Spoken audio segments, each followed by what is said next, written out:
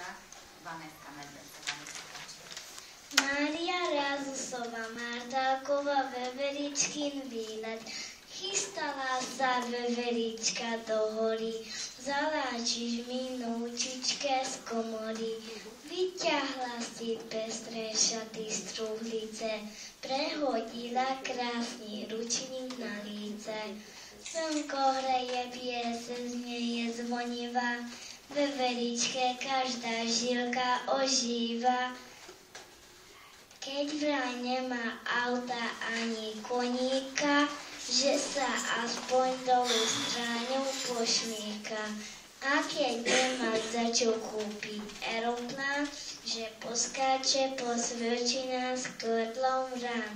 Ťahne večer veverička do domu, šaty čižmy neukáže nikomu. Ale ako susedia nám vraveli, videli z nich handry z drapy posteli.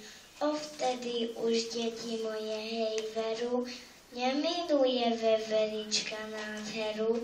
Popredala všetky veci z komory a utiekla navždy do hory.